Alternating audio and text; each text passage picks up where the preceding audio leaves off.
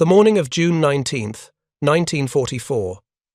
300 miles west of Saipan in the Philippine Sea. The radar screens aboard USS Lexington began to glow with contacts. Hundreds of them. A wall of Japanese aircraft, stretching across 40 miles of sky, bearing down on Task Force 58 like a tidal wave of steel and fury. Lieutenant Junior Grade Alexander Vratsiu climbed into the cockpit of his Grumman F-6F Hellcat. His hands moved through the pre-flight check with practiced efficiency, but his mind was racing. The radio chatter told him everything he needed to know. The Japanese were coming in force. This was the decisive battle they'd been waiting for.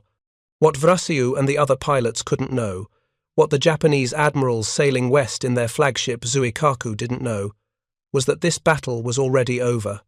Not because of superior numbers or better aircraft, though the Americans had both. Not because of pilot skill, though American training had become ruthlessly effective. The battle was over because of a technology that would make the Japanese Air Force simply vanish from the sky, radar, and the system built around it. A revolution in warfare that would turn the largest carrier battle in history into what American pilots would later call a turkey shoot. The Japanese officers laughed that morning. They had reason for confidence. They commanded 9 aircraft carriers. They were launching over 400 aircraft. They believed in the decisive battle, the concept that had driven Japanese naval doctrine for decades. They believed that warrior spirit and tactical skill would overcome American material advantage.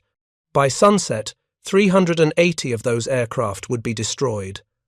By sunset, the myth of the decisive battle would lie shattered in the Pacific waters. By sunset, the Imperial Japanese Navy's ability to wage carrier warfare would be finished forever. This is the story of June 19th, 1944. The day radar, technology made an entire air force vanish into smoke and flame. The day American innovation collided with Japanese tradition. The day that proved beyond any doubt that the nature of warfare had fundamentally changed. If you're enjoying this deep dive into the story, hit the subscribe button and let us know in the comments from where in the world you are watching from today. To understand what happened in the Philippine Sea, you have to understand what was at stake. By June 1944, the Pacific War had been raging for 2.5 years. The Japanese Empire, which had stretched from India to the Central Pacific, was contracting. American forces were advancing across the Pacific in a methodical island-hopping campaign that brought them ever closer to the Japanese home islands. The Mariana Islands, Saipan, Tinian, Guam, these weren't just strategic positions. They were existential threats to Japan. American bombers operating from the Marianas could reach Tokyo. The war would come home to the Japanese people. The supply lines from Southeast Asia, carrying oil, rubber, and raw materials that sustained the Japanese war machine, would be cut. For the Japanese High Command, the American invasion of Saipan on June 15th represented the moment for their long-planned decisive battle. Admiral Soemu Toyoda, commander of the combined fleet, stated it plainly. The fate of the empire rests on this one battle. This wasn't hyperbole. This was strategic reality. The Japanese plan, designated Operation Eigo, reflected decades of naval doctrine. The concept was elegant in its simplicity. Lure the American fleet into range of land-based aircraft. Attack with coordinated waves of carrier and land-based planes. Destroy the American carriers in a single, overwhelming engagement. Force a negotiated peace that would preserve Japanese territorial gains. Vice Admiral Jisaburo Ozawa commanded the Japanese mobile fleet. 9 carriers. 5 battleships, including the massive Yamato and Musashi, 13 cruisers, 28 destroyers. It was the largest naval force Japan could assemble in mid-1944, and it represented nearly everything the Imperial Navy had left after 2 years of brutal attrition. Ozawa's carriers embarked approximately 450 aircraft, but here was the hidden weakness that American intelligence hadn't fully grasped, and that Ozawa himself perhaps didn't want to acknowledge. These weren't the elite pilots who had struck Pearl Harbor. Those men were dead, shot down over Coral Sea, Midway, the Solomons, killed in 100 forgotten air battles across the Pacific. The pilots launching from Ozawa's carriers in June 1944 had, on average, less than 6 months of flight training. Some had as little as 3 months. They'd logged barely 200 flight hours before being thrown into combat. Compare that to American pilots, who were completing 2 full years of training and logging over 500 hours before seeing their first combat. The Japanese training pipeline couldn't replace quality with quantity. They didn't have the fuel for extended training flights. They didn't have enough experienced instructors to pass on tactical knowledge. They didn't have the time. American submarines and carrier raids had already destroyed much of Japan's merchant fleet. Every gallon of fuel spent training pilots was a gallon not available for combat operations. But Ozawa had 2 advantages he believed would compensate for pilot inexperience. First, his aircraft had superior range. The Zero fighter could fly over 500 miles on internal fuel. Japanese doctrine called for launching strikes from beyond American radar range, hitting the enemy fleet before they could respond, then recovering aboard carriers or landing at bases in the Marianas. Second, Ozawa counted on land-based aircraft from Guam, Saipan, and Rota. Intelligence reports told him approximately 500 land-based aircraft were positioned in the Marianas.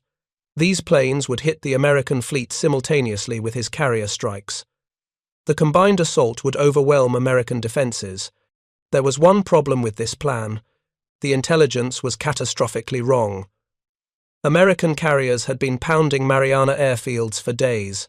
Of the 500 aircraft Ozawa expected, fewer than 50 remained operational. Those that survived were scattered, disorganized, unable to mount coordinated attacks. But this information never reached Ozawa. The communications breakdown that prevented him from learning the true situation would prove fatal. Opposing the Japanese mobile fleet was the American Fifth Fleet, commanded by Admiral Raymond Spruance. Task Force 58, under Vice Admiral Mark Mitcher, comprised the striking force: 15 aircraft carriers, 7 battleships, 8 heavy cruisers, 13 light cruisers, 58 destroyers, nearly 900 carrier-based aircraft. The numbers favored America, but numbers alone don't explain what happened. The revolution wasn't in the ships or the planes. The revolution was in the invisible technology and the organizational systems built around it. Radar had existed in rudimentary form since the late 1930s.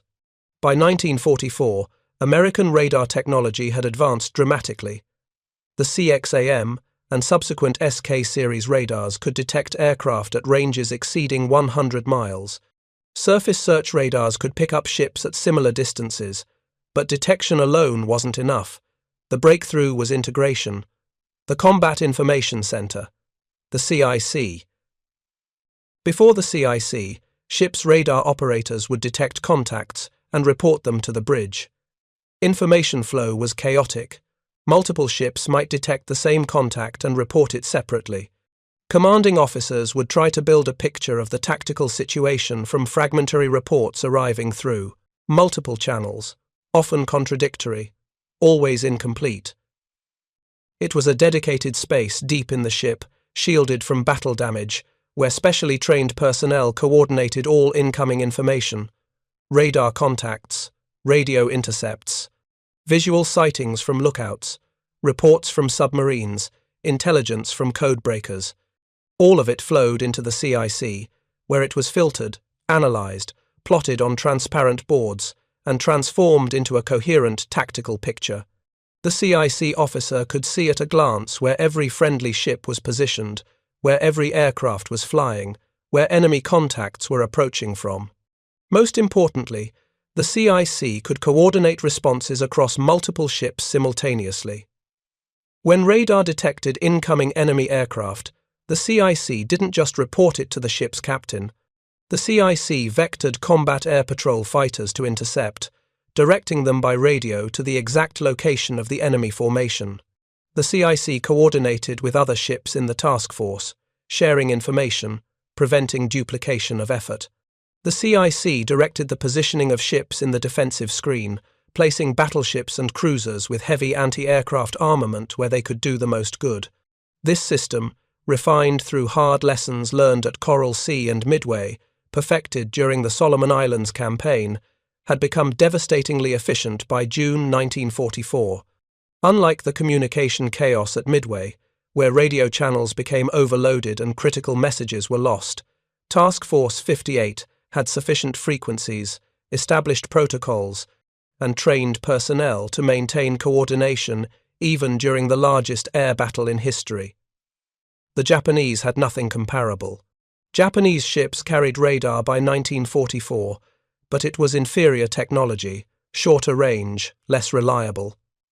More critically, they had no equivalent to the CIC. Japanese ships fought as individual units. Information sharing between vessels was minimal. Fighter direction was primitive. Japanese combat air patrol fighters typically orbited near their carriers, waiting for visual contact with enemy aircraft. There was no system for vectoring fighters to intercept contacts detected by radar. This organizational disparity would prove as decisive as any technological advantage. But there was one more element that would seal Japanese fate, a secret so closely guarded that even most American naval personnel didn't understand how it worked. The VT fuse, the proximity fuse, the weapon that would make anti-aircraft fire lethally effective. Traditional anti-aircraft shells used either contact fuses or timed fuses. Contact fuses required a direct hit, which against a maneuvering aircraft was extraordinarily difficult. Timed fuses required gunners to estimate the target's altitude, set the fuse to detonate at that altitude, and hope the aircraft was in range when the shell exploded.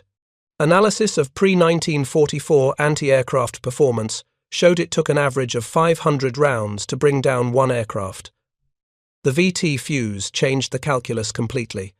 Developed in secret by scientists at Johns Hopkins University's Applied Physics Laboratory, the proximity fuse contained a miniature radar transmitter and receiver. When the shell approached within lethal range of an aircraft, the radar signal reflected back, triggering detonation. The shell didn't have to hit the plane, it just had to get close. The explosion would shred the aircraft with shrapnel. The proximity fuse was so secret that it was initially authorized for use only over water, where duds would sink rather than fall into enemy hands. The Navy began issuing VT-fused ammunition to the Pacific Fleet in early 1944. By June, roughly 25% of anti-aircraft ammunition carried proximity fuses. But this 25% accounted for over 50% of aircraft kills. Gunnery crews who had struggled to bring down enemy aircraft, with hundreds of rounds now watched as single proximity-fused shells could destroy a plane. The psychological impact was profound. Crews became confident, aggressive. They opened fire earlier, at longer ranges, knowing their ammunition was effective. Task Force 58, sailing west of Saipan on the morning of June 19th, was a technological marvel that the Japanese couldn't comprehend.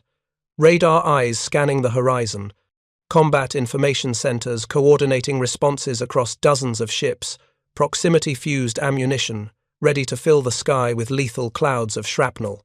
450 Grumman F-6F Hellcat fighters, each superior in almost every respect to the Japanese Zero, pilots with 2 years of training facing pilots with 6 months. But the Japanese officers didn't know any of this. They saw the numbers, 9 carriers versus 15, and believed warrior spirit and tactical skill would close the gap. They believed in the decisive battle. They believed in attack. They believed, with absolute conviction, that Operation Ago would succeed where previous operations had failed. Admiral Ozawa ordered his carriers to begin launching strikes at 5:30 on the morning of June 19th. The first wave, 69 aircraft. The plan called for them to strike Task Force 58, then recover at Guam to refuel and rearm before attacking again. It was elegant carrier doctrine, using land bases to extend strike range and allow multiple attacks without recovering aircraft aboard ship. At 10 minutes past 10 in the morning, American radar operators in multiple ships of Task Force 58 detected the incoming raid. Range 150 miles. Bearing 260 degrees. Contact classified as bogies and forwarded to the CIC. Vice Admiral Mitcher stood in Lexington's CIC, watching the plotting boards. The transparent vertical plot showed the incoming Japanese formation as grease pencil marks, creeping steadily closer. There was no panic, no confusion. This was exactly what Task Force 58 had trained for. Mitcher gave the order. Launch all available fighters. Vector Cap to intercept. The Combat Air Patrol, F-6F Hellcats, already airborne and orbiting the task force, immediately received vectors from the CIC. Course 260, Angels 20, target bearing 260, range 120 miles, climb to altitude and intercept. Across the task force, carriers turned into the wind. Flight deck crews scrambled to launch every available fighter. Within minutes, over 250 Hellcats were airborne, climbing toward the approaching Japanese formation. The Japanese pilots flying toward Task Force 58 had no idea what was waiting for them. Their briefings told them to expect combat air patrol, but previous experience suggested Cap fighters would be close to the carriers, and that Japanese formations would have surprise on their side, hitting the Americans before effective fighter defense could be organized. Instead, they flew directly into a coordinated ambush. American fighters, directed by radar, intercepted them 70 miles from the task force. The Japanese formation, already struggling to maintain cohesion during the long flight from their carriers, broke apart under the sudden assault. Commander David McCampbell, leading Fighting Squadron 15 from USS Essex, described it later. We had altitude advantage. We had numbers. We had position. They never had a chance. The Hellcat was a remarkable aircraft. It was fast, could take tremendous punishment, and packed 650 caliber machine guns. Unlike the Zero, which sacrificed armor and self-sealing fuel tanks for maneuverability, the Hellcat was built to survive. A Zero could outturn a Hellcat, but the turn didn't matter if the Zero exploded after a single burst of 50 caliber fire. American fighter doctrine had evolved through bitter experience. Don't dogfight. Use speed and altitude. Make one pass, guns firing, then climb away before the enemy can react. If the target survives, climb back to altitude and attack again. Never slow down. Never try to outturn a Zero. Use the Hellcat's strengths and avoid its weaknesses. The Japanese formation disintegrated. Aircraft fell from the sky, trailing smoke and flame. Some pilots managed to evade the initial attacks and continued toward the task force. They ran directly into the second layer of defense, the gun line. Admiral Spruance, mindful of protecting the vulnerable carriers, had positioned his 7 battleships and 8 heavy cruisers in a defensive screen ahead of the carrier groups. These ships bristled with anti-aircraft guns, 5-inch dual-purpose main batteries, 40mm Bofors guns, 20mm Oerlikon cannons, and a significant portion of their ammunition now carried VT proximity fuses. The surviving Japanese aircraft flew into a wall of exploding steel. Proximity-fused shells burst around them, filling the air with shrapnel. The Japanese pilots, already exhausted from the long flight, already shaken by the fighter attacks, now faced withering anti-aircraft fire more accurate and more deadly than anything they'd experienced before. Of the 69 aircraft in the first wave, only 27 returned to their carriers. Some landed at Guam, only to be destroyed on the ground by American fighters that followed them to the airfield. No American ships were hit, not one.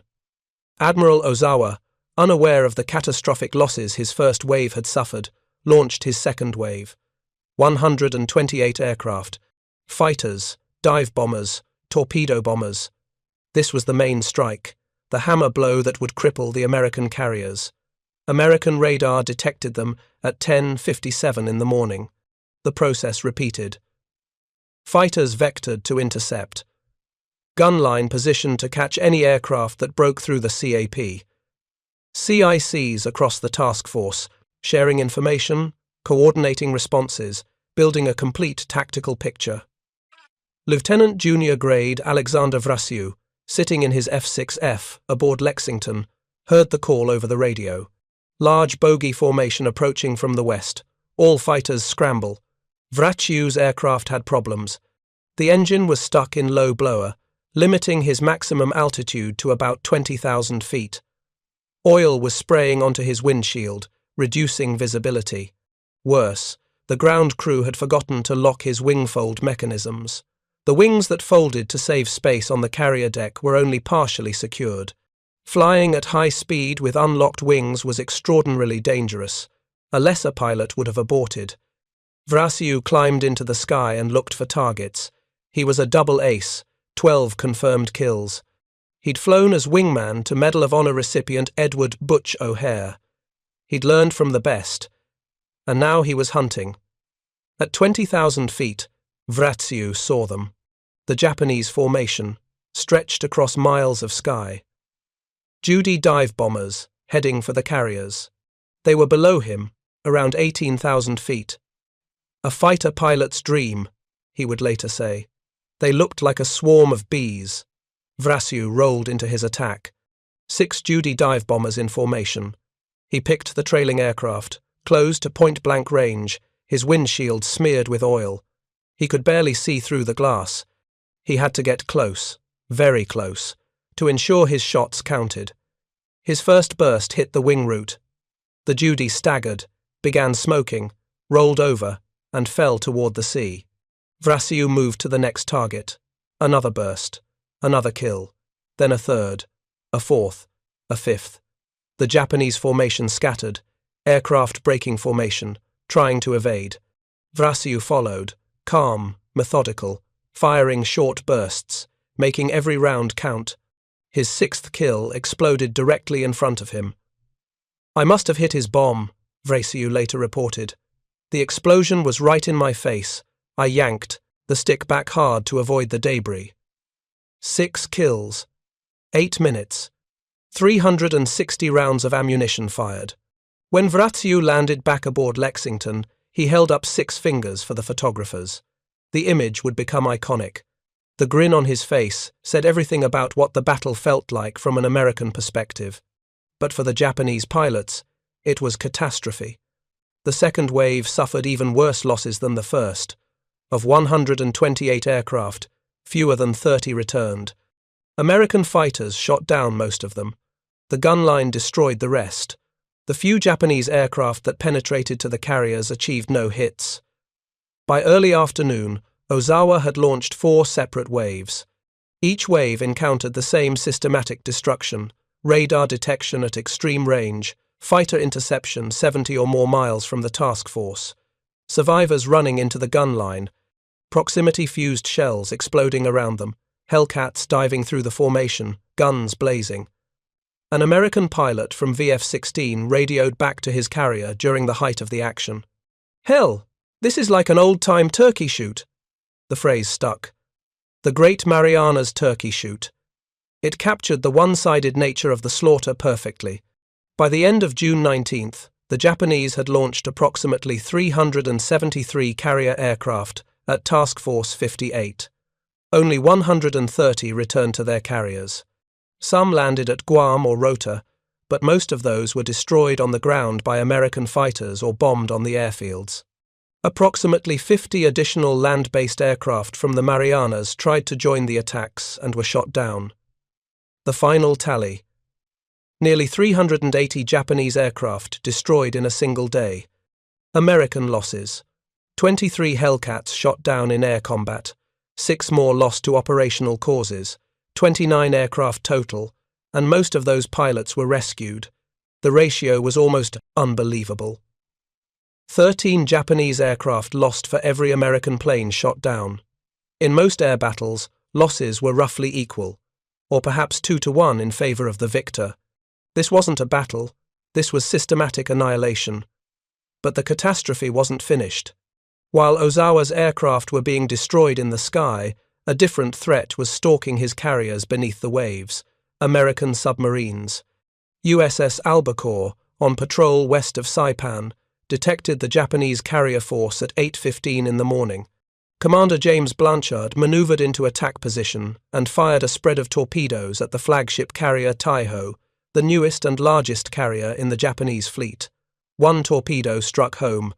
The damage seemed manageable at first. Taiho continued operating, launching, and recovering aircraft, but gasoline vapors from ruptured fuel lines began accumulating throughout the ship. At 3:30 in the afternoon, a spark ignited the vapors. The explosion tore Taiho apart from within. The carrier sank, taking down 1,600 men. USS Kavala found another target. The veteran carrier Shokaku, survivor of Coral Sea, Eastern Solomons, Santa Cruz. At noon on June 19th, Kavala fired a spread of torpedoes. 3 struck Shokaku. Fires ignited ammunition stores. At 3 in the afternoon, Shokaku exploded and sank. 2 fleet carriers lost to submarines. Over 300 aircraft destroyed in the air. This was the decisive battle Admiral Toyoda had envisioned, but the decision went entirely the wrong way. Admiral Ozawa, now transferred to the destroyer Wakatsuki after Taiho was hit, struggled to assess what had happened. Communications were chaotic. Many of his aircraft had reported landing at Guam or Rota. He believed perhaps 100 aircraft were still operational at those bases, ready to launch coordinated strikes the next day.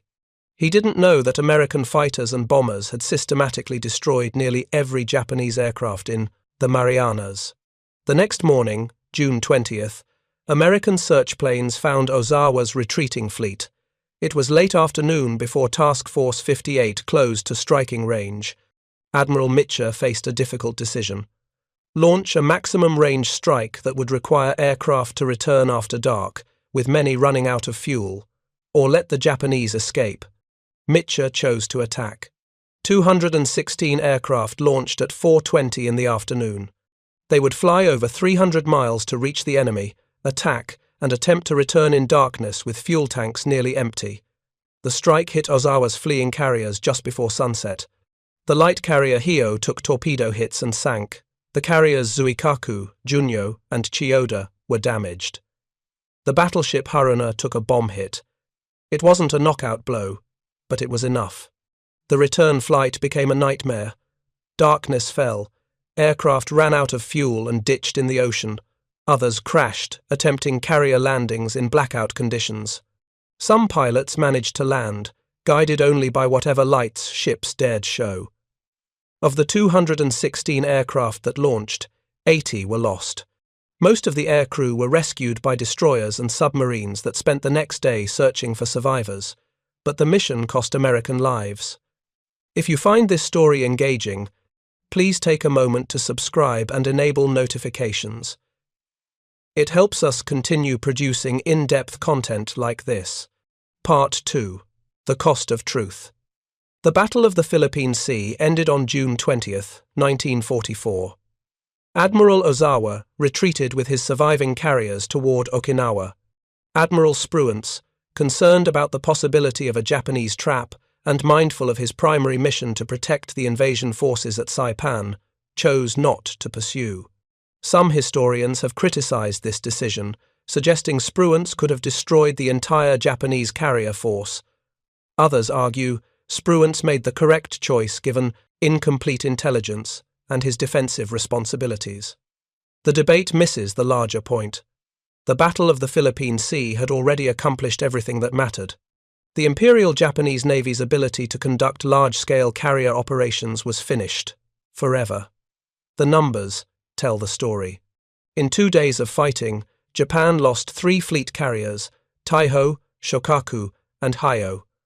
More critically, Japan lost approximately 600 aircraft, 400 carrier-based planes, 200 land-based aircraft. But the aircraft could theoretically be replaced. What couldn't be replaced were the pilots and aircrew. Most of the men who flew against Task Force 58 on June 19th never came home. They were shot down over the ocean, far from any rescue. They crashed, attempting to land at Japanese-held airfields that no longer existed. They ditched when their fuel ran out, sinking into the Pacific with no one to find them. The few who survived were scattered across the Marianas, isolated, unable to contribute to future operations. Japan's pilot training program couldn't absorb losses of this magnitude. The experienced instructors were already gone, dead in previous battles. The fuel to train new pilots was increasingly scarce. American submarines had sunk much of Japan's tanker fleet. Every gallon of fuel allocated to training was a gallon unavailable for combat operations or for defending the home islands. By the end of 1944, Japanese naval aviation would be reduced to kamikaze attacks, not because of tactical preference, but because inadequately trained pilots couldn't execute conventional attacks successfully. If you can't bomb a ship accurately, if you can't torpedo a target effectively, then crashing your plane into the enemy becomes the only viable option. The decision to embrace kamikaze tactics wasn't born of warrior spirit, it was born of desperation. The American analysis of the battle focused on what went right, but also on what could be improved. Task Force 58 had achieved a historic victory, but the June 20th strike, while courageous, had cost 80 aircraft and numerous aircrew. Future operations would need better coordination for night recoveries, improved fuel management, and more conservative risk assessment. The technology that had proven so decisive, radar and the Combat Information Center, would continue to evolve. By war's end, American carriers would have sophisticated three-dimensional radar capable of simultaneously tracking multiple targets and providing precise altitude data. Fighter direction would become even more refined. The proximity fuse would be issued not just to naval vessels but to Army anti-aircraft batteries, where it would prove devastatingly effective against German Von rockets and V-2 missiles. But what about the human element, the pilots who fought this battle? Alexander Vrasiu returned to the United States in August 1944 for a war bond tour. He was promoted to lieutenant, the Navy's top ace. 19 confirmed kills. His image, holding up 6 fingers aboard Lexington, appeared in newspapers across America. He married Catherine Horn within 2 weeks of returning home. Their marriage would last 58 years, until her death in 2003. Vrasiu returned to combat in late 1944, flying with VF-20. On December 14th, while strafing an airfield on Luzon, his Hellcat took an anti-aircraft hit. Oil pressure dropping, engine failing, Vrasiu knew he couldn't make it back to his carrier. He bailed out over enemy territory. Filipino guerrillas found him. They hid him from Japanese patrols. They appointed him a brevet major in command of a guerrilla unit. For 5 weeks, Vrasiu fought not from the cockpit of a Hellcat, but on the ground with Philippine resistance fighters. When American forces finally liberated the area, Vrasiu returned to USS Lexington. He'd survived aircraft, carriers being torpedoed. He'd survived ditching at sea. He'd survived being shot down. His fellow pilots called him the Indestructible. Commander David McCampbell, who'd entered June 19th with 2 confirmed kills, ended the battle with 9. By war's end, McCampbell would be the Navy's top ace with 34 victories. He received the Medal of Honor. He retired from the Navy in 1964 with the rank of captain. Vice Admiral Mark Mitcher, who commanded Task Force 58 with such effectiveness, would continue leading carrier operations through the rest of the war. The fast carrier task forces under his command would strike targets across the Pacific, supporting invasions, destroying Japanese air power, bringing the war ever closer to the Japanese home islands. Mitcher died in 1947, his health broken by the stress of combat command. He was 59 years old. For the Japanese survivors, the aftermath was harder to process. Admiral Ozawa returned to Japan with 3 carriers and approximately 100 operational aircraft. He'd lost over 400 planes and thousands of experienced aircrew. The land-based aircraft he'd counted on had been destroyed. The decisive battle he'd sought had become a catastrophe. Ozawa would command Japanese carriers at the Battle of Leyte Gulf 4 months later. But the carriers were hollow shells. With almost no aircraft and inexperienced pilots, the carriers served merely as decoys, luring American forces away from the main Japanese surface force. It worked tactically.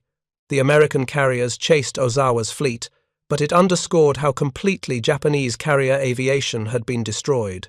The pilots who survived the Philippine Sea battle returned to their carriers with shattered morale. They'd been told they were the elite. They'd been assured that warrior spirit and superior tactics would overcome American material advantage. They'd flown into a technological buzzsaw that they didn't understand and couldn't counter. Some Japanese officers later described American performance as black magic. How did the Americans always know where Japanese aircraft were? How did they intercept formations so far from the carriers? How was their anti-aircraft fire so accurate? The answers: radar, the Combat Information Center, proximity fuses, were technologies the Japanese had either not developed or not integrated effectively. This pattern would repeat across the Pacific War.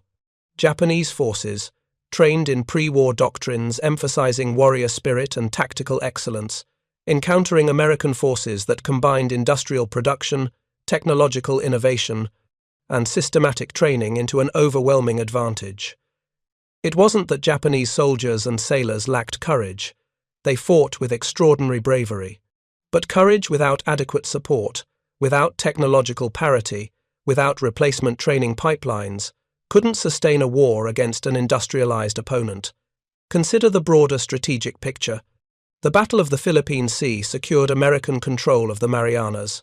By August 1944, Saipan, Tinian, and Guam were in American hands. Airfields were constructed. B-29 superfortress bombers began arriving. On November 24, 1944, the first B-29 raid struck Tokyo. The strategic bombing campaign that would devastate Japanese cities over the following 9 months began from the very islands Ozawa had tried to defend in June. The loss of the Marianas also had political consequences in Japan. Prime Minister Hideki Tojo, who had led Japan into war, resigned in July 1944. The Japanese government and military leadership recognized that the war was lost, even if they couldn't yet admit it publicly. The question was no longer whether Japan could win, but what terms could be negotiated for ending the war. Those terms would ultimately be unconditional surrender, but that outcome wouldn't come for another 14 months. 14 months of continued fighting. Battles at Peleliu, Iwo Jima, Okinawa, the firebombing of Japanese cities, the atomic bombs dropped on Hiroshima and Nagasaki, hundreds of thousands more deaths, military and civilian. Could the war have ended sooner? Historians continue debating this question. What's certain is that after the Battle of the Philippine Sea, Japan had no realistic path to military victory. The carrier force that might have challenged American naval supremacy was gone. The experienced pilots who might have inflicted costly attrition on American forces were dead. The industrial capacity to replace losses didn't exist. What lessons does the Battle of the Philippine Sea offer? First, technology matters. But technology alone isn't enough. The proximity fuse was revolutionary, but it required integration into doctrine, training for gunnery crews, and production capacity to manufacture it at scale. Radar was powerful, but it required the organizational innovation of the Combat Information Center to transform raw data into actionable intelligence. The F-6F Hellcat was an excellent aircraft, but it required well-trained pilots to use it effectively. Second, systems matter more than individual components. American victory didn't come from any single weapon or technology. It came from the integration of radar detection, coordinated fighter direction, proximity-fused anti-aircraft ammunition, superior aircraft, well-trained pilots, and aggressive doctrine. Each element reinforced the others. Remove any single component, and the system would still function, though less effectively. Third, training and replacement matter. The Japanese pilot who entered combat in June 1944 with 6 months of training faced overwhelming disadvantages against American pilots with 2 years of training. But more critically, when that Japanese pilot was killed, Japan couldn't replace him effectively.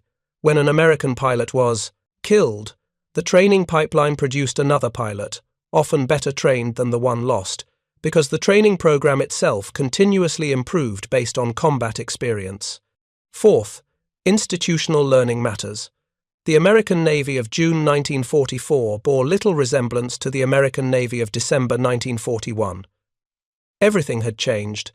Tactics, technology, organization, doctrine.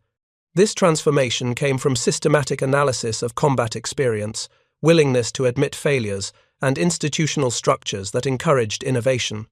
The Japanese military, by contrast, often clung to pre-war doctrines, even when combat experience proved them inadequate.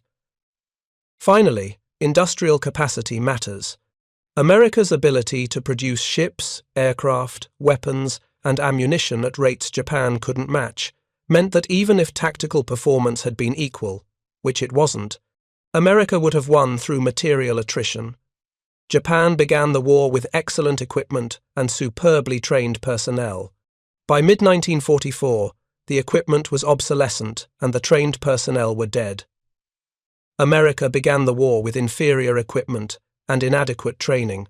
By mid-1944, American equipment was superior and training was exemplary. These lessons extend beyond World War II. Every conflict since has demonstrated that technological edge, combined with superior training and industrial capacity, provides decisive advantages. The Gulf War in 1991, the invasion of Iraq in 2003. These conflicts showed that forces with technological superiority, well-trained personnel, and effective integration of systems can achieve victory with minimal losses against numerically superior opponents. But there's a darker lesson too. Technology cannot solve every problem. America's technological dominance didn't prevent years of difficult counterinsurgency warfare in Iraq and Afghanistan. Superior radar and aircraft didn't end the Vietnam War. Technology provides advantages in conventional conflicts, where both sides fight in recognized formations with clear objectives. It's less decisive in unconventional warfare, where the enemy is indistinguishable from civilians and victory conditions are ambiguous. The Battle of the Philippine Sea represents the high point of American technological and organizational supremacy in conventional naval warfare. Everything worked. Every system functioned as designed. Every tactical decision proved correct. The result was overwhelming victory. But victory came at a cost. The American sailors and pilots who fought this battle were, for the most part, young men in their early 20s. Many were teenagers. They volunteered, trained, fought, and won. Some came home, others didn't. The 80 aircrew lost during the June 20th strike paid with their lives for the decision to pursue the Japanese fleet into darkness. They were heroes, but dead heroes, and their families mourned them just as profoundly as if they'd died in a losing cause. Lieutenant Junior Grade Alexander Vrasiu spoke for many combat veterans when he reflected on his wartime service decades later. We did what we had to do. We were at war. Someone had to fight it. I'm glad I could contribute. There's no boasting in those words, no glorification of war, just quiet acknowledgement of duty done in difficult circumstances. The men who fought at the Battle of the Philippine Sea weren't superhuman. They were ordinary Americans thrust into extraordinary circumstances. They were farm boys from Iowa and factory workers from Michigan. They were college graduates and high school dropouts. They came from every region, every economic class, every background. What united them was commitment to a cause larger than themselves and willingness to risk everything in its defense. They faced an enemy who was equally brave, equally committed, equally willing to die for their country. The difference wasn't courage. The difference was the system each side had built. America had constructed a military machine that integrated industrial production, technological innovation, systematic training, and adaptive doctrine. Japan had relied on pre-war excellence, warrior spirit, and tactical skill. In 1941, that might have been enough. By 1944, it wasn't. The Japanese officers who laughed on the morning of June 19, 1944, confident in the decisive battle they were about to fight, learned a terrible lesson. Confidence without adequate preparation is delusion. Warrior spirit without technological support is insufficient. Individual excellence without institutional systems is vulnerable. By evening on June 19th, those officers weren't laughing anymore. They were staring at empty flight decks, reading casualty reports, trying to comprehend how hundreds of aircraft had simply vanished from the sky.